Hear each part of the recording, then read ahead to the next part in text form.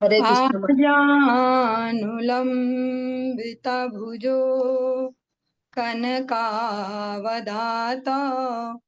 संकीर्तनैकपितर कमलायताक्ष विश्वम्भरो द्विजवरो युगधर्मपालो वन्दे जगत्प्रियकरौ करुणावतार। हे कृष्ण करुणा सिंधो दीनबंधो जगतपते गोपेश गोपिका कांत राधा कांत नमोस्तुते। तप्त कांचन गौरांगी राधे वृंदावनेश्वरी वृषभानुसुते देवी प्रणमामि हरिप्रिये। भक्त्या विहीना अपराधलक्षये क्षिप्ताशकामादितरङ्गमध्ये कृपामयी त्वां शरणं प्रपन्ना वृन्दे नुमस्ते चरणारविन्दम्। जय श्री कृष्ण चैतन्य प्रभु नित्यानंदा श्री अद्वैत गदाधर श्रीवासादि गौर भक्त वृंद। हरे कृष्णा कृष्ण कृष्ण हरे हरे, हरे राम राम राम हरे हरे। सर्वप्रथम भगवान के अभिन्न प्रकाश विग्रह संबंध ज्ञान प्रदाता परम पूज्य परिव्राजक आचार्य त्रिदंडी स्वामी अष्टोत्तर सत श्रीमद भक्त प्रसाद विष्णु गोस्वामी गुरुदेव महाराज के पावन श्री चरण कमलों में असंख्य कोटि दंडवत ज्ञापित करते हुए उनकी अहेतु की कृपा प्रार्थना करती हूँ। वे अपनी कृपा वर्षण करें जिससे निज कर्ता अभिमान भाव को छोड़कर एकमात्र उनकी वाणी के वाहक के रूप में अपना परिचय दे सकूं।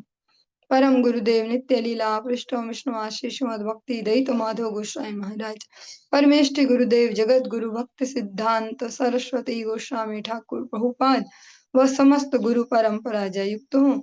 सपाश श्रीमन नित्यानंद प्रभु श्री गौर हरि वृंदावन बिहारी श्री राधा गोपीनाथ भगवान जय युक्त हूँ। वे हम सभी पर अपनी कृपा वर्षण करें जिससे भगवान के पवित्र नाम और हरि गुरु वैष्णव सेवा में हम सभी की रुचि उत्पन्न हो सके। आज की इस प्रातःकालीन कक्षा में हम श्रवण करेंगे ग्रंथ राज श्रीमद् भागवतम के अंतर्गत 10वीं स्कंद और उसका 63वां 63 अध्याय, उसके भी अंतर्गत 41 41वें श्लोक से आज हम प्रारंभ करने जा रहे हैं। ओम नमो भगवते वासुदेवाय, ओम नमो भगवते वासुदेवाय, ओम नमो भगवते वासुदेवाय।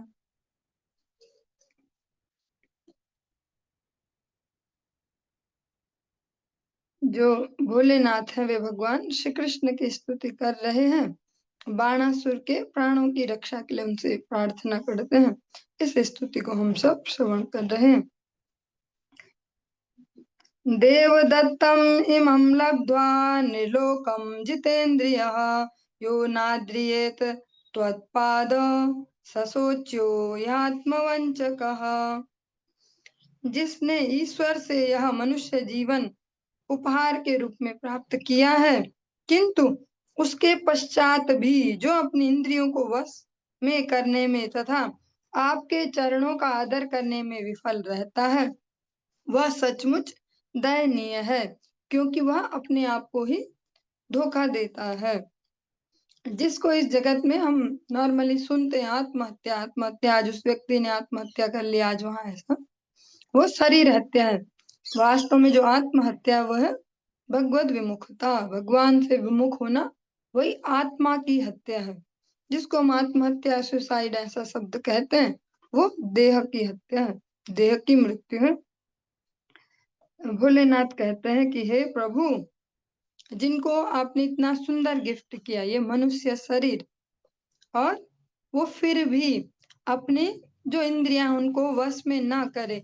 अब जैसा ऐसे शब्द सुनेंगे लगेगा सारे इंद्रियों को शायद स्टॉप कर देना चाहिए, उनसे कोई कार्य ना हो। इंद्रियों को वश में करने का वास्तविक तात्पर्य है यथा योग्य विषय भुंजना सकता है, उनको जितना उनके नेसेसरी जो एलिमेंट है प्रत्येक इंद्रियों के उतना देना और उनको भगवत सेवा में लगाना, वो ज्यादा इम्पोर्टेंट है। क्योंकि इंद्रियों को वश में करने का जो ये मार्ग है, जो कहा जाता है, अधिकतर हठ योग में या अलग अलग प्रकार से भी इसको करते हैं, ज्ञान मार्गी अलग अलग मार्ग वाले। पर अगर वो भगवत सेवा में नियुक्त नहीं है इंद्रियां, तो वो जो अभिमान है, हमारी इंद्रियां से बस में, इतने साल से हमने ऐसा नहीं किया, उतने साल से ये नहीं खाते वैसा करते, जो जो वो जड़ीय अभिमान को ही उदय करता है। भगवत शरणागति से और दूर ले जाएगा वो जड़ीय अभिमान। इसीलिए जो भक्ति राज्य यहाँ इंद्रियों को दमन करना कहा जाता है, उनको सेवा में लगाना, उनको ऐसा नहीं कि फुल स्टॉप। हर प्रकार के जो भी हमारे अलग अलग इंद्रियां हैं, चाहे श्रवण इंद्रियां, घ्राण इंद्रियां, जो भी, को भगवत सेवा में लगाना। का सबसे अच्छा एग्जाम्पल महाराज अम्बरीश का आपने प्रसंग सुना है। प्रत्येक इंद्रियों को उन्होंने भगवान की सेवा में लगाया। वो इसका प्रैक्टिकल एग्जाम्पल है कि कितने उनके पास कितनी सारी जिम्मेदारियां होते हुए भी उन्होंने भगवत सेवा अच्छे से की। भक्ति विनोद ठाकुर जी आज के युग में इसका एक प्रैक्टिकल एग्जाम्पल है। उन्होंने अपनी सारी इंद्रियों को, संपूर्ण इंद्रियों को भगवत सेवा में लगाया और एक आदर्श हमारे सामने प्रैक्टिकली दिया कि ऐसा किया जाता है। यस्त्वां विसृज्यते मर्त्या आत्मानं प्रियमीश्वरं विपर्ययेन्द्रियार्थार्थं विषमत्यामृतं त्यजन्। वह मर्त्य जीव जो सर्वथा विपरीत स्वभाव वाले इंद्रिय विषयों के लिए आपको छोड़ देता है, जो वास्तविक आत्मा सर्वप्रिय मित्र तथा स्वामी है, वह अमृत छोड़कर उसके बदले में विषपान करता है। बहुत सुंदर सा एक कीर्तन है नरोत्तम दास ठाकुर जी का। विषया विषामा विषा सतत खाइनु, गार कीर्तन रस मगन नहैनु, न भाजिया मैनु गारा पहू न भाजिया मैनु। जो इस श्लोक में भोलेनाथ कह रहे हैं वही वैष्णव में जो अग्रगण्य है नरोत्तम दास ठाकुर जी, वे भी इसी बात को कहते हैं कि हम सदा अपनी जो इंद्रियां हैं उनको विषयों के विषपान में लगाते, और वो टेस्टी लगता हमको, क्योंकि प्रेजेंटेशन ऐसी होती है। आज के समय में तो इसको और अच्छे से समझ सकते हैं कि अगर जहर भी हम खरीदने जाते तो उसके भी ऐड कितने बढ़िया बढ़िया चलते हैं। अगर मच्छर जो भगाने वाला जो लिक्विड है, जो ऐसा ऑयल है, ऐड भी कितने सुंदर सुंदर बन बन के आते हैं। इमोशनली देखो, हर माँ का भरोसा, ऐसा ऐसा अलग अलग प्रकार से ऐड देते हैं, जबकि है वो जहर। बच्चा जिसको सांस में ले रहा है वो जहर है, पर इस प्रकार से देंगे, माँ का भरोसा ये, हर माँ का भरोसा ये, ऐसे बच्चे सुरक्षित रहेंगे। जहर को क्लियरली ऐसे ही भेजा जा सकता है, अब बेचते हैं। और इसको मैं इसलिए भी कह पा रही हूँ क्योंकि ऐसा एक अनुभव मेरे अनुभव में से गुजर चुका है। हमारे बिल्कुल पड़ोस में छोटा सा बच्चा, लगभग 2-3 साल का था उस समय, अब तो बड़ा हो गया, 6-7 साल का। वो उसकी माँ रसोई में काम कर रही थी, वो टीवी देखने में भाई व्यस्त, और उसने वो लिक्विड वो खोला मशीन से, खिलौने जैसा, इसे चाट लिया या कुछ कर लिया। उसकी हालत खराब। भाई ने माँ को बताया, सारे घर में हल्ला गुल्ला कोहराम मच गया। हम भी गए ऐसे फटाफट से, सब भाग के।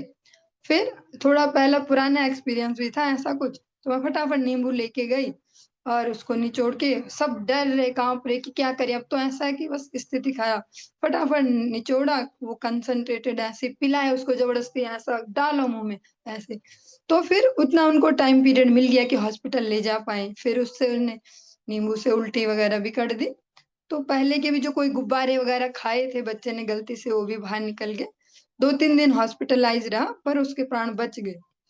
इतने खूबसूरती से जहर भी इस जगत में बेचा जा रहा है, और उसको तो हम कहते ही जहर है, तो चलो ऐसा है। उस पे हल्का सा कहीं पे लिखा भी होता पॉइजन, ऐसा मार्क भी होता है। और बहुत सारे ऐसे पॉइजन है जिन पे पॉइजन का मार्क नहीं लगा है। हमारे इंद्रियों के अलग अलग विषय। बहुत बढ़िया मूवी आने वाली है, बहुत बढ़िया मूवी, और सब पागल हो रहे। इतने ट्रेलर चल रही है, चल रही, चलो बुकिंग कराओ, चलो देख के चले। 4 घंटे अपने वहां बर्बाद करे, रुपए भी बर्बाद करें, जीवन भी बर्बाद करे, चरित्र बर्बाद करे, ऐसे से अलग अलग हम प्रत्येक इंद्रियों के खाने के लिए। अब वो ऐसा नया रेस्टोरेंट खुला, मुंह मारो वहां, भागो भागो, ऐसे बहुत बढ़िया है, वहां ऐसी डिश है, ये है वो। अलग अलग प्रकार से जो इंद्रिय विषय चल रहे हैं। ऐसे जो वैष्णवा नाम यथा शंभु हैं, भगवान से कह रहे हैं जो मर्त्य जीव है, जो विपरीत स्वभाव वाले इंद्रिय विषय हैं, जो कभी जिससे संतुष्टि नहीं मिलती, कितना ही उनको भर भर के इंद्रियों को तर्पित किया जाए, कभी शांत नहीं होते हैं। ऐसी अग्नि जिसमें एक एक बूंद भी घी डालते जाएं, ज्यादा नहीं डाल रहे, एक एक बूंद डालते जा रहे, पर वो समाप्त नहीं होगी, बुझेगी नहीं, बढ़ती चली जाएगी, ऐसे ही। और उसके बदले जो अमृत स्वरूप है, जो आपका नाम है, आपकी सेवा है, जो आपकी लीला कथाएं हैं, उन सबको छोड़ के वो इंद्रिय तर्पण में लगा रहता है, निरंतर उनका विषपान करता है। ऐसा स्पष्ट शास्त्रों में कहते हैं कि जो भगवत भक्ति है, जो सेवा है या अनुशासन है, ये पहले विष तुल्य होता है, कि अति कर दिया। अच्छा, ऐसे अगर शौच जा रहे तो कपड़े वो नहीं, स्नान करो, ऐसा है, लघु शंका गए शौच करो, जल शौच करो, ऐसा इतनी बार के बासी कपड़े मत रखो, ऐसा कितने झमेले, ऐसे नहीं खाना है, एक हाथ से ऐसा खाओ, दूसरा मत करो, यहाँ मत गिराओ, जिसमें बैठे हो उसमें मत खाओ, से बहुत सारे सारे। ऐसे लगता है कि परेशान कर रखा है इन्होंने, ड्रामे ज्यादा है यहाँ तो। पर वो जो शुरू शुरू में विष तुल्य लगता है, वही अमृत तुल्य हमारे लिए वास्तव में। और जो अमृत जैसे ही लगते हैं, जो इजीली मिल रहे हैं, जैसा कहते हैं हम रेडी टू ईट, या ऐसा ऐसा अलग अलग प्रकार से, वो जो वास्तव में विष है वे अमृत तुल्य लगते हैं प्रारंभ में। तो जो थोड़ा भी सेंसिटिव पर्सन होंगे, या जिन पर हो जाए भगवत कृपा, वे उसको समझ पाएंगे। वरना इसी हौज पौज में हम जीवन गुजार देंगे, यहाँ तो बहुत झमेले हैं, बहुत झंझट है, ऐसा भी नहीं करना, ऐसा भी नहीं, हाँ। क्योंकि वो प्रारंभ में हमें विस्तुल्य लग रहे हैं, वो अनुशासन की बहुत झंझट है, यहाँ बहुत झंझट है। हम खुद ही कहते थे, तो शुरू शुरू में बचपन में लगे, शुरू शुरू में सुना ऐसा भी नहीं, वैसा भी नहीं, रात के कपड़े अलग, वो वैसे वैसे, बहुत झंझट है, कौन कर रहा है ये, क्या ड्रामाबाजी, ऐसा खुद ही डायलॉग कहते थे। अब खुद ही समझ पाते हैं कि वो वास्तव में हमारे मंगल के लिए थे। जितना हम सुचिता से रहेंगे, उतना जो नकारात्मक ऊर्जा है वो हमारी ओर नहीं आ पाती, वो वही जाती है जो इतने अशुद्धि में रहते हैं, क्योंकि कूड़ा डस्टबिन में ही डाला जाता है हमेशा। जिस प्रकार से हमारा बाह्य जो सुचिता है, अभी अंतर सुचिता हमारे हाथ में तो है नहीं, पर बाह्य तो है, उसको हम कर सकते हैं। उससे हम बहुत सारे अनिष्टों से बच सकते हैं फ्री में। से बड़े बड़े प्रसंग बहुत सुंदर सुंदर है। राजा नल जो हुए महाभारत में, उनकी बहुत सुंदर कथा आती है।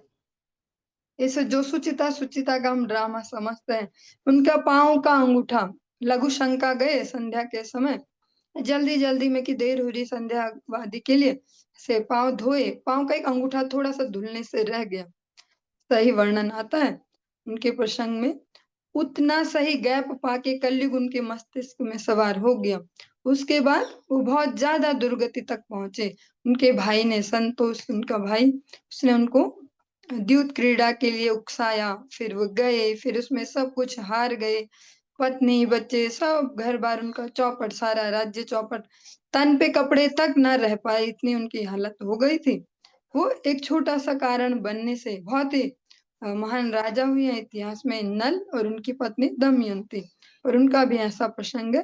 इसीलिए जो अभी हमें लगता है प्रारंभ में, नए नए भक्तों को तो ज्यादा ही लगता होगा बहुत ड्रामेबाजी है, बहुत ड्रामेबाजी है, पर ये ड्रामेबाजी हमारी रक्षा के लिए।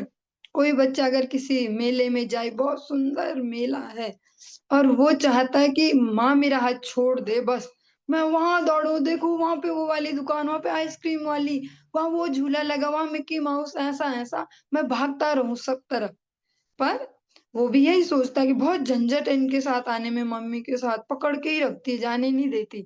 पर जब वो थोड़ा बड़ा होगा, समझदार, तो समझ पाएगा, या मुसीबत में फंस जाए तो समझ पाएगा।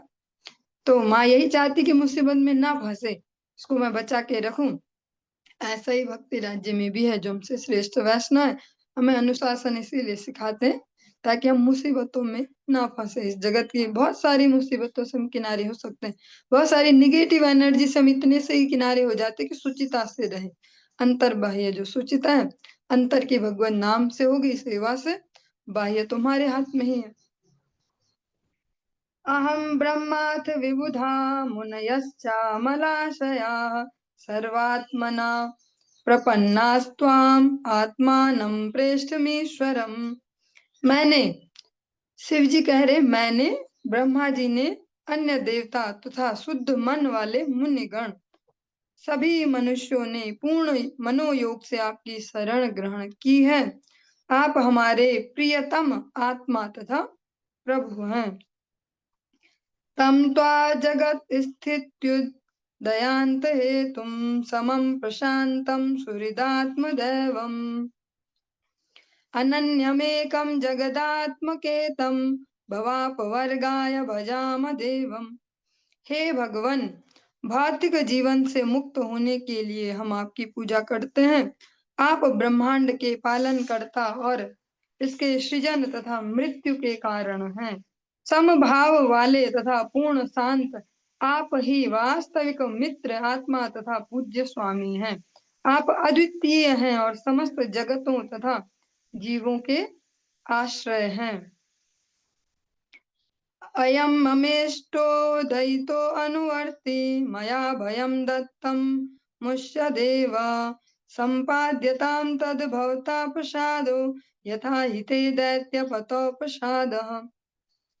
यह बाणासुर मेरा अति प्रिय तथा आज्ञाकारी अनुचर है और इसे मैंने अभय दान दिया है।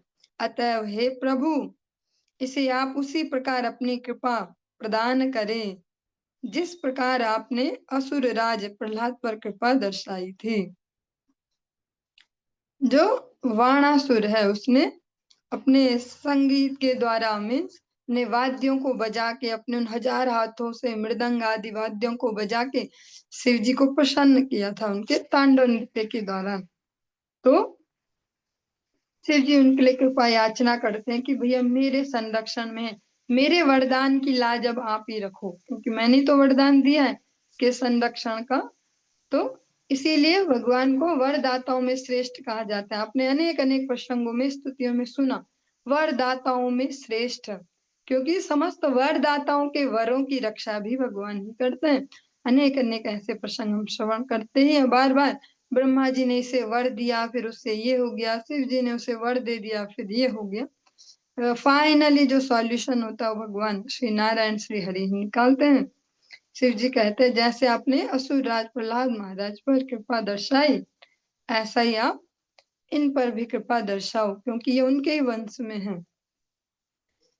श्री भगवान उवाच यदाथ भगवस्त्वं न करवाम प्रियम तव भवतो यद व्यवसितं तन्मे साध्वनुमोदितम्। श्री भगवान ने कहा, हे प्रभु, आपकी प्रसन्नता के लिए हमें अवश्य ही वह करना चाहिए जिसके लिए आपने हमसे प्रार्थना की है। मैं आपके निर्णय से पूर्ण रूप से सहमत हूँ। भगवान श्री कृष्ण कहते हैं कि जैसा आपको लगता है उचित कि ऐसा होना चाहिए, मैं उसी प्रकार से करता हूँ। अवध्योऽयं ममाप्येष वैरोचनी सुतोऽसुरः प्रह्लादाय वरो दत्तो न वध्यो मे तवान्वयः। मैं वैरोचनी के इस असुर पुत्र को नहीं मारूंगा, क्योंकि मैंने प्रहलाद महाराज को वर दिया है कि मैं उनके किसी भी वंशज का वध नहीं करूंगा। और भगवान जो अपना प्राण हो, जो अपना पर्सनल का ऐसा कुछ प्राण है कि मैं वैसा, भगवान उसको तोड़ देते हैं इजीली।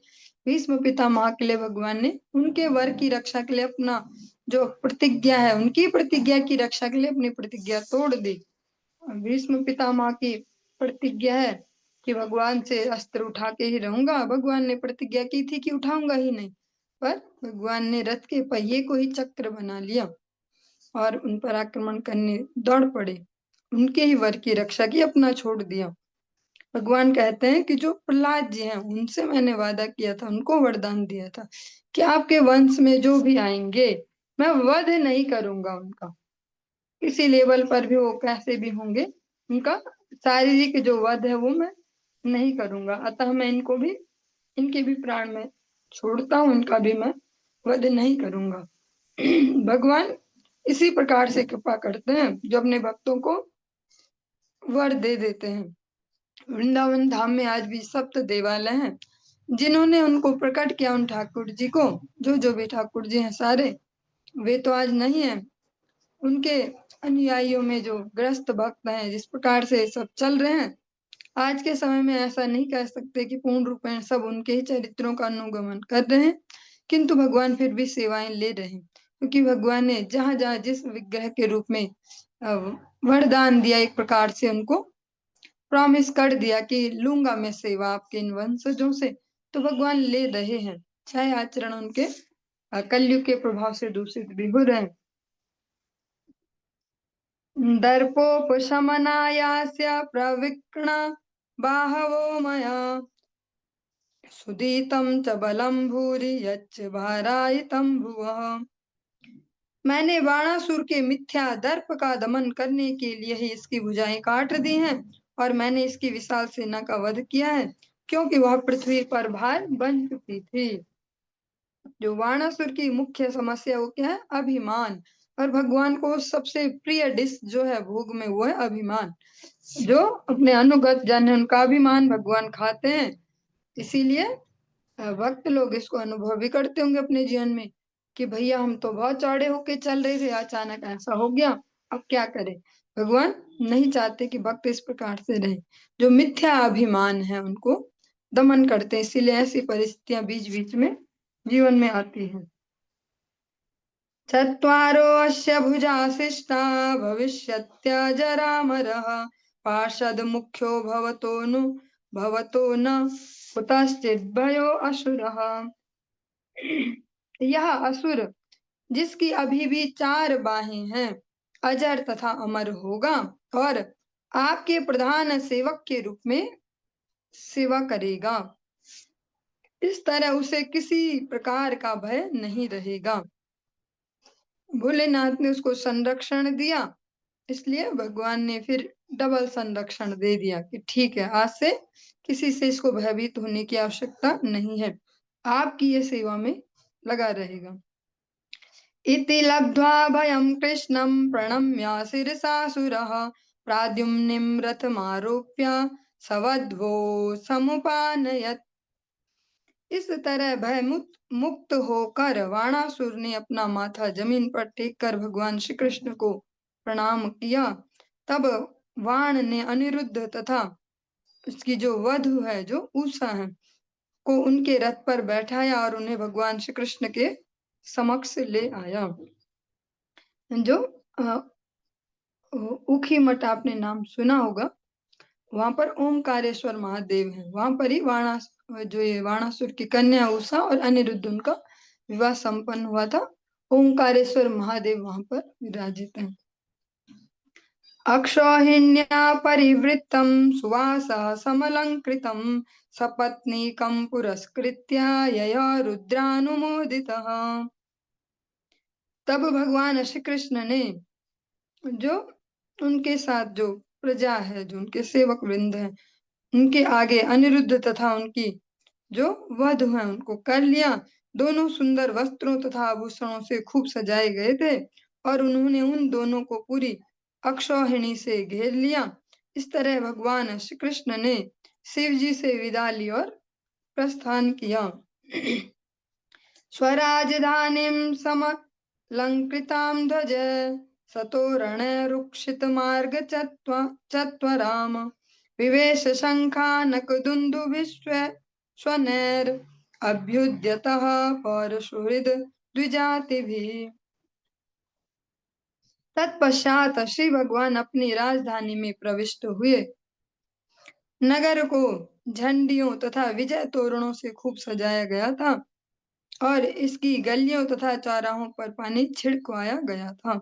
जो ही शंख आनक तथा दुंदुभियां बजने लगी, त्यों ही भगवान के संबंधी ब्राह्मण तथा जो सामान्य जो जनता है, वहां के नागरिक हैं, उनका स्वागत करने के लिए आगे आए। या एवं कृष्ण विजयम शंकरेण च संयुगम संस्मरेत प्रातरुत्थाय न तस्या स्यात् पराजयः।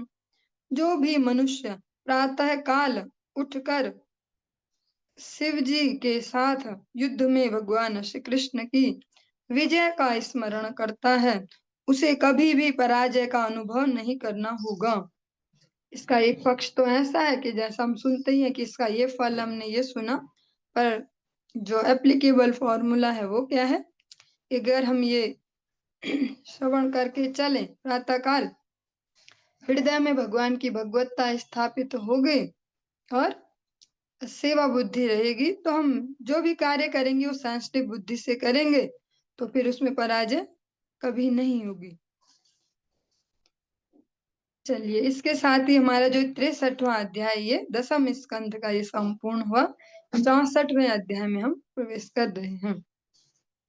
श्रीवादरायणीरुवाच एकदोपवनं राजन् जग्मुर्यदुकुमारकाः विहर्तुं सांब प्रद्युम्न चारुभानु गदाधयः। श्री वादरायणी ने कहा, सुखदेव जी का नाम है वादरायणी, हे राजा, एक दिन सांब, प्रद्युम्न, चारु, भानु, गद तथा यदुवंश के अन्य बालक खेलने के लिए एक छोटे से जंगल में गए। क्रीडित्वा सुचिरं तत्र विचिन्वन्तः पिपासिताः जलं निरुदके कूपे ददृशुः सत्वमद्भुतम्। देर तक खेलते रहने के पश्चात उन्हें प्यास लगी। जब वे पानी की तलाश कर रहे थे तो उन्होंने एक सूखे कुएं के अंदर झांका और उन्हें एक विचित्र सा जीव दिखा। क्रीकलासं गिरिनिभं वीक्ष्य विस्मितमानसाः तस्य चोद्धरणे यत्नं चक्रुस्ते कृपयान्विता। जो वे बालक हैं, इस जीव को देख के विस्मित हो गए, जो कि एक विशाल छिपकली थी, जैसा गिरगिट ऐसा, और पर्वत जैसी दिख रही थी। बड़े आकार का वो गिरगिट था। उन्हें उसके प्रति दया आ गई और वे उसे कुएं से बाहर निकालने का प्रयास करने लगे। चर्म जैसांत वह पाशैर्बद्ध्वा पति तमर्भकाः नाशक्नुरन् समुद्धर्तुं कृष्णायाचख्युरुत्सुकाः। उन्होंने वहां फंसी उस छिपकली को चमड़े की पट्टियों तथा सूत की रस्सियों से पकड़ा, किंतु उसके पश्चात भी वे उसे बाहर नहीं निकाल सके। अतः वे भगवान श्री कृष्ण के पास गए और उत्तेजित होकर उनसे उस जीव के विषय में बतलाया। जैसा छोटे बच्चों का स्वभाव ही होता है, कुछ भी अलग सा देखते तो फटाफट घर में सबको सूचना देते हैं। और ये जो प्रसंग है, ये जो ये बाणासुर वाला प्रसंग है, इससे बाद का नहीं है, इससे पहले का, पर इस समय इसको सुनाया गया क्योंकि वे छोटे छोटे बालक हैं, तो वे इतने बड़े बड़े नहीं थे। तत्रागत्यारविन्दाक्षो भगवान् विश्वभावनः वीक्षो जहार वामेन तम करेण सलीलया। ब्रह्मांड के पालन करता कमल नेत्र श्री भगवान उस कुएं के पास गए और वहां उन्होंने वो जो गिरगिट है, वो छिपकली, उसको देखा। तत्पश्चात उन्होंने अपने बाएं हाथ से उसे आसानी से बाहर निकाल लिया। सा उत्तमः श्लोककराभिमृष्टो विहाय सद्यः कृकलाशरूपम् संतप्त चामी कर चारुवर्णः स्वर्ग्यद्भुतालंकरणाम्बर शकः। यशस्वी श्री भगवान के हाथों का स्पर्श पाते ही उस जीव ने तुरंत अपना जो गिरगिट वाला जो स्वरूप है, छिपकली वाला, वो त्याग दिया और स्वर्ग के निवासी का रूप धारण कर लिया। उसका रंग पिघले सोने जैसा सुंदर था और वह अद्भुत गहनों, वस्त्रों तथा मालाओं से अलंकृत था। पाप्रच्छ विद्वानपि तन्निदानं जनेषु विख्यापयितुं मुकुन्दः। कस्त्वं महाभागवरेण्यरूपो देवोत्तमं त्वां गणयामि नूनम्। भगवान श्री कृष्ण परिस्थिति को समझ गए, किंतु सामान्य जनों को सूचित करने के लिए उन्होंने पूछा, हे महाभाग, आप कौन हैं? आपके उत्तम स्वरूप को देखकर मैं सोच रहा हूँ कि आप अवश्य ही कोई श्रेष्ठ देवता हैं। दशामिमां वा कतमेन कर्मणा सम्प्रापितोऽस्य तदर्ह सुभद्र। आत्मानमाख्याहि विवित्सतां नु यन्मन्यसे नः क्षममत्र वक्तुम्। आप किस विगत कर्म के कारण इस दशा को प्राप्त हुए? हे महात्मन, ऐसा लगता है कि आप ऐसे भाग्य के योग्य नहीं थे। हम आपके विषय में जानना चाहते हैं, अतः यदि आप हमें बताने का यह समय तथा स्थान उचित समझते हो तो कृपा करके इसके विषय में बतलाइए। भगवान पूर्ण विनम्र भाव से उनसे पूछते हैं कि अगर आपको उपयुक्त लगता है अभी तो आप हमें बता सकते हैं। श्रीशुक उवाच इति स्म राजा संपृष्टः कृष्णेनानन्तमूर्तिना माधवं प्रणिपत्याह किरीटेनार्कवर्चसा। श्री सुखदेव गोस्वामी ने कहा, इस प्रकार अनंत रूप भगवान श्री कृष्ण द्वारा पूछे जाने पर सूर्य के अनुरूप, सूर्य सदृश जो चमचमाते मुकुट वाले राजा ने भगवान माधव को प्रणाम किया और इस प्रकार कहा। नृग उवाच नृगो नाम नरेन्द्रो अहमिक्ष्वाकुतनयः प्रभो दानेष्वाख्यायमानेषु यदि ते कर्णमस्पृशम्। राजा नृग ने कहा, जो गिरगिट के रूप में हुए राजा नृग थे। राजा नृग ने कहा, मैं इक्ष्वाकु का पुत्र नृग नामक राजा हूँ। हे प्रभु, शायद आपने मेरे विषय में तब सुना होगा जब दानी पुरुषों की सूची बांची जा रही होगी, जब दानियों के नाम लिस्ट चल रही होगी, तब आपने मेरा नाम सुना होगा कि एक राजा नृग भी इतने बड़े दानी हुए। किम नु ते अविदितं नाथ सर्वभूतात्मसाक्षिणः कालेन व्याहतदृशो वक्षे अथापि त्वाज्ञया। हे स्वामी, आपसे अज्ञात है ही क्या? आपकी दृष्टि काल द्वारा अविचलित है और आप समस्त जीवों के मनों के साक्षी हैं। तो भी आपकी आज्ञा पाकर मैं कहूंगा कि हे प्रभु, आप तो सर्वज्ञ हैं, सुविज्ञ स्वराट, सब जानते हैं, प्रत्येक काल की प्रत्येक सूचना आपको ज्ञात है। फिर भी आप कहते हैं कि मैं कहूँ, तो फिर मैं आपकी आज्ञा पालन के लिए ये बताता हूँ। यावत्याः सिक्ता भूमिर्यावत्योदिवितारकाः यावत्यो वर्षधाराश्च तावतीरददम् स्मगाः। मैंने दान में उतनी ही गायें दी जितने की पृथ्वी पर बालू के कण हैं, आकाश में तारे हैं या वर्षा की बूंदें होती हैं। ये अतिशयोक्ति अलंकार प्रयुक्त नहीं किया राजा नृग ने।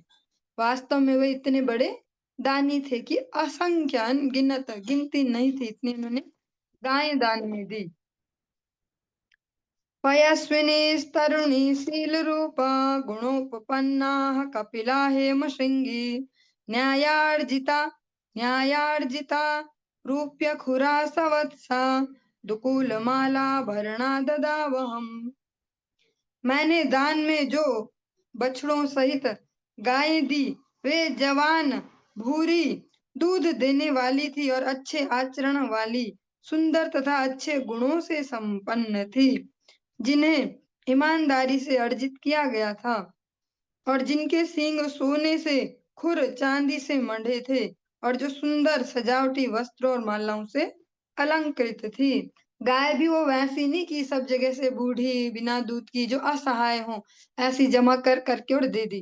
गाय भी वे दी जो पूर्ण स्वस्थ थी, जो सवत्सा थी, वत्स भी जिनके साथ है, बछड़े वाली गाय, और सुंदर सुंदर आचरण वाली भी, वो मारने वाली नहीं जो देखते ही तैयार रहे मारने को, सुंदर सील वाली गाय, और जिनको किसी को सता के अर्जित नहीं किया गया था, जो ईमानदारी से सही रूप में जिनको अर्जित किया गया था, उनको भी पूर्ण जो ऐश्वर्य में उनके श्रृंगार करके, सोने चांदी से श्रृंगार करके फिर उनको दिया गया।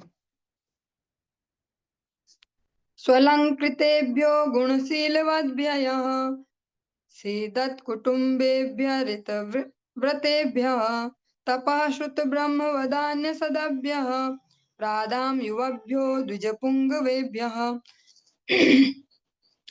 गोभू हिरण्यायतनाश्वस्तिनः कन्याः सदासि स्थिलरूप्यशय्याः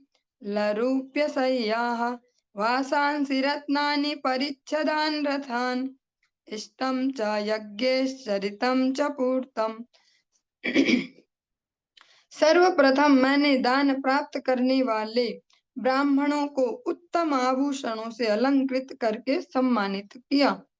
वे अतीव सम्मानित ब्राह्मण, जिनके परिवार कष्ट में थे, युवक थे और उत्तम चरित्र और गुणों से युक्त थे, मतलब जो सत्पात्र हैं, उनको दान दिया। वे सत्यनिष्ठ, तपस्या के लिए विख्यात, वैदिक शास्त्रों में पारंगत तथा आचरण में साधुवत थे।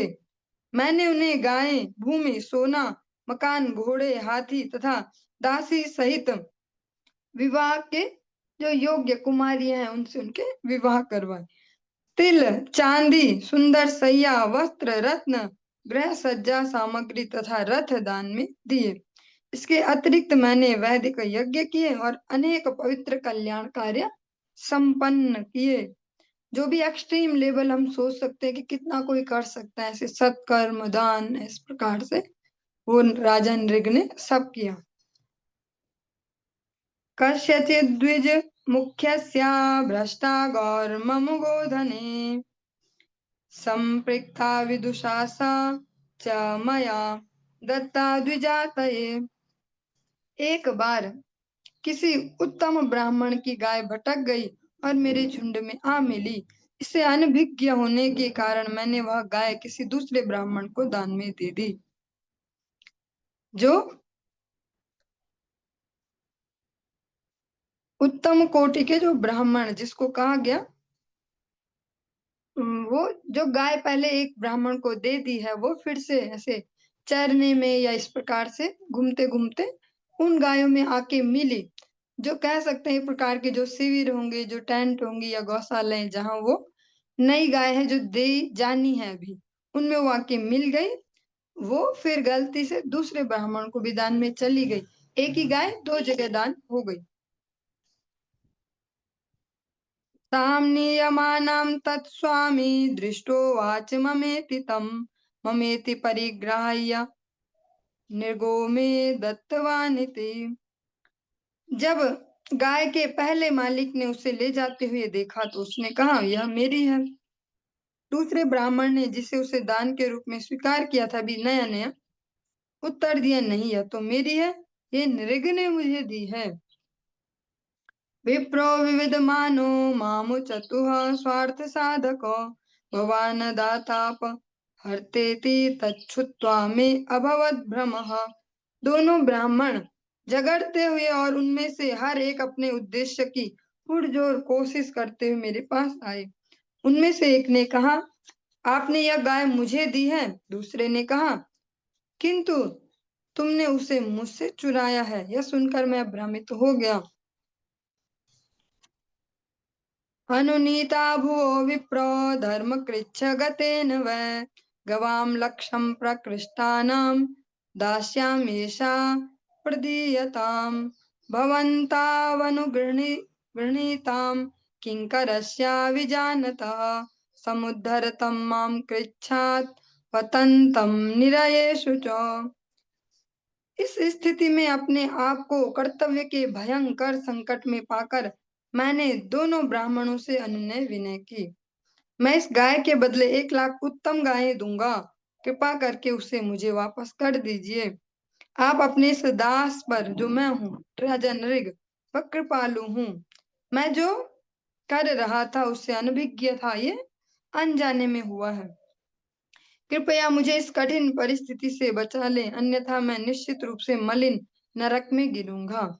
राजा नृग कहते, मैंने दोनों से ही प्रार्थना की कि एक तो शांत हो जाइए, मैं 1 गाय के बदले 1 लाख गाय दे दूंगा, पर मुझे इस जो दुविधा है, जो धर्म संकट है, इससे उबार लीजिए।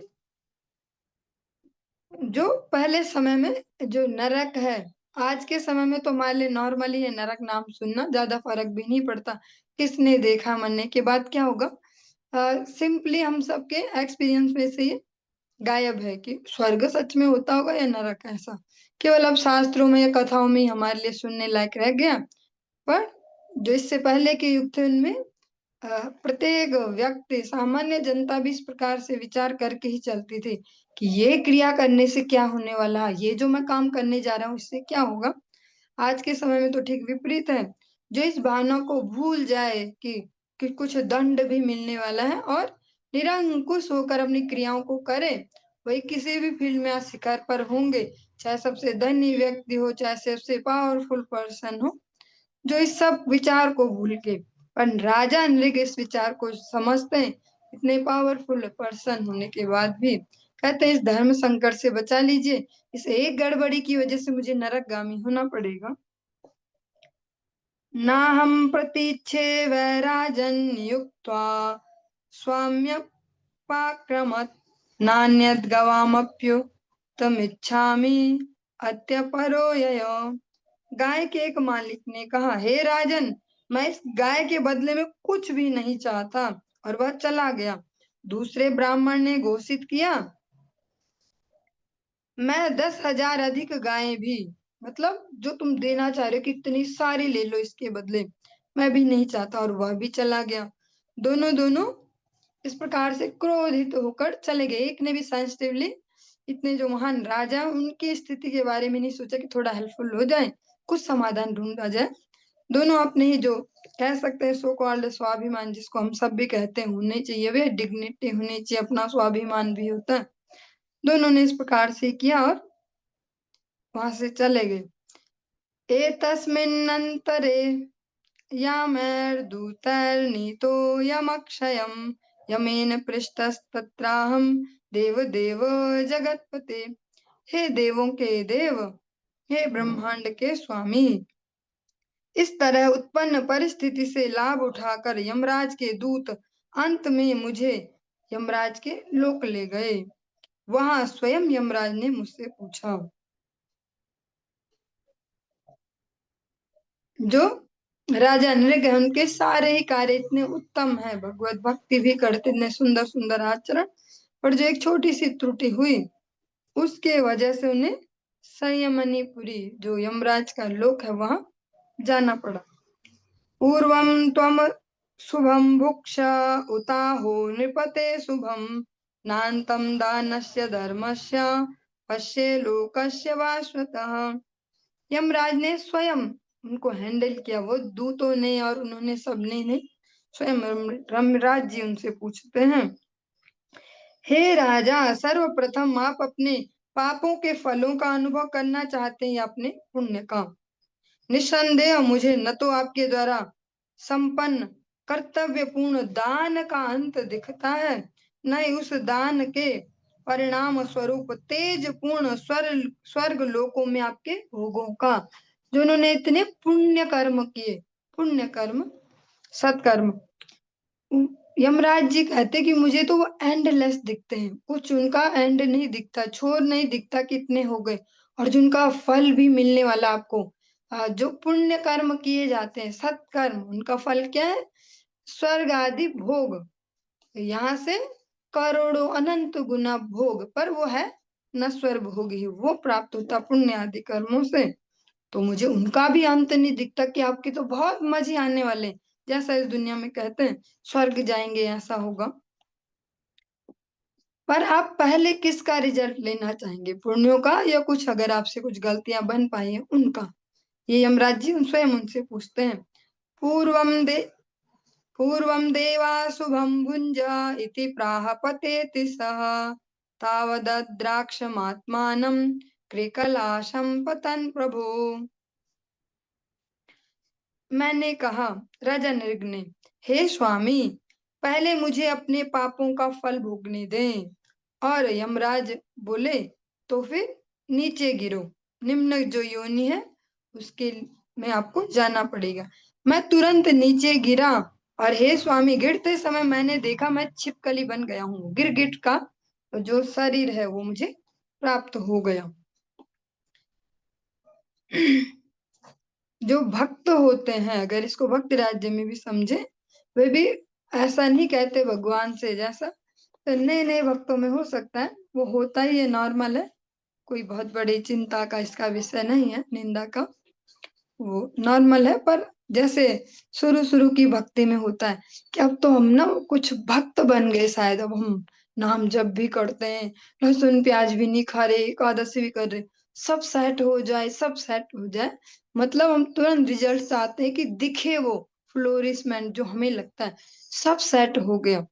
लेकिन जैसे जैसे भक्ति में आगे बढ़ते हैं, या जो हैं, जो प्रारंभ से ही सुकृतिवान जीव हैं, जो भक्ति में हैं, वे इस प्रकार से नहीं मांगते भगवान से। वो कहते हैं अगर कुछ हमारा अकाउंट में कुछ गड़बड़ियां है ना, पहले वो निपटा दो ठाकुर जी, सब इसी बार ही निपटा दो, सब क्लियर कर दो गड़बड़ियां। हाँ, वो नहीं कहते कि पहले ही। हम इस प्रकार से देखना चाहेंगे, भक्ति करके ही मेरा वो सेट हुआ, मेरा वो सेट हुआ और लाइफ सेट हो गई, इस प्रकार से। पर नूतन भक्तों के लिए यही आवश्यक है कि वो समझे भगवत कृपा को, उनका सब सेट होते ही जाता है, क्योंकि भगवान का नाम है ही ऐसा, सर्वात्म स्नपनम परम विजयते श्री कृष्ण संकीर्तनम। फिर भगवान पर भरोसा दृढ़ होता है। जो नवीन भक्त होते हैं, जब उनका सब सेट होते दिखता है उन्हें कि हाँ लाभ हो रहा है भक्ति से, फिर विश्वास डेवलप होते जाता है भगवान में। क्योंकि प्रारंभ की स्थिति में तो भगवान भी हमारे लिए कोई है ना, दैवी पर्सनैलिटी जैसे बाकी सब है। फिर धीरे धीरे भगवान को भगवान के रूप में समझ पाते। तो जो एक टाइम पीरियड है वो एकदम से तो नहीं होगा कि 6 महीने साल भर में ये बस पूर्ण समर्पण ऐसा हो गया। पर भगवत कृपा को अनुभव करते जाएंगे, फिर विश्वास वर्धित होते जाएगा। गुरु वैष्णव कृपा से ऐसा भी समय आएगा जब आप स्वयं से ही कहेंगे, ठाकुर जी अब कुछ मत देना, यहाँ मत करना मेरा सारा अकाउंट खाली देने में। हाँ, उसको भक्ति देने में लगाए, सेवा भावना देने में लगाए। राजा नरेश भी अपने लिए पहले जो अगर कुछ गड़बड़ियां हैं मेरे प्रारब्ध में, आप उनका फल दो ऐसा कहते हैं। तो फिर एक अधम योनि जो कह सकते हैं, छिपकली का गिरगिट वाला स्वरूप उनको प्राप्त हुआ। ब्रह्मण्यस्य वदान्यस्य तव दासस्य केशव स्मृतिर्नाद्यापि विध्वस्ता भवत्सन्दर्शनार्थिनः। हे केशव, मैं आपके दास रूप में ब्राह्मणों को समर्पित था और उनके प्रति उदार था। मैं सदैव आपके दर्शन के लिए लालायित रहता था, इसीलिए आज तक मैं जो इससे पूर्व का जो मेरा जीवन है उसको भूला नहीं हूँ। हाँ, ये जो भगवत भक्ति की विशिष्टता है वो यही है। न मे भक्ता प्रणश्यति, भगवान ऐसा कहते हैं। तो वो इसी रूप में है। वो इस प्रकार से नहीं है कि उनके जीवन में कोई भौतिक अभाव ना दिखे, कि कुछ गड़बड़ी ना हो जीवनों में, ऐसा ऐसा जो जन्म मृत्यु जरा व्याधि वो ना दिखे। वो इस प्रकार से कि भगवत स्मृति कभी उनकी नष्ट नहीं होती। जो नमे भक्ता प्रणश्यति है, उसकी ये वास्तविक मीनिंग है। भगवत स्मृति जो है वो नष्ट नहीं होगी। शरीर बदल जाने पे पूर्व स्मृति नष्ट होती ही होती है, ये फॉर्मूला ही है, ये होता ही है। तभी वो जीव अगले शरीर में ठीक से जी पाएगा।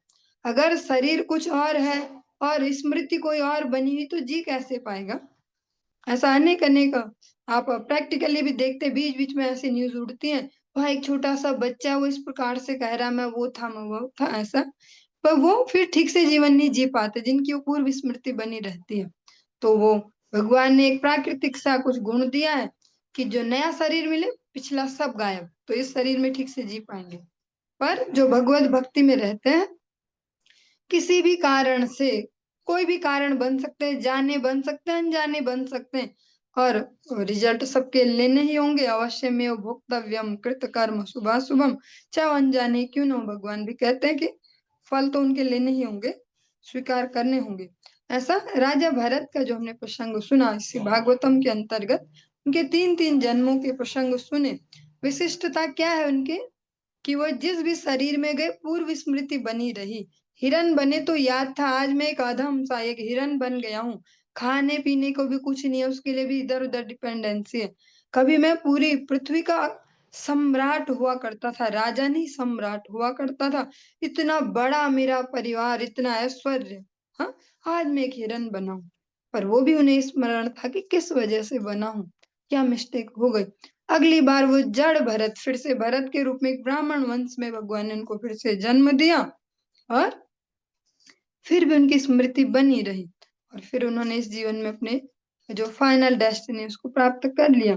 ऐसे जो राजा नृग है वो कहते हैं कि आपके प्रति जो मेरा समर्पण था, जो आपके दर्शनों की लालसा थी, उसकी वजह से मैं आज भी भूला नहीं हूँ अपना जो विगत जीवन था।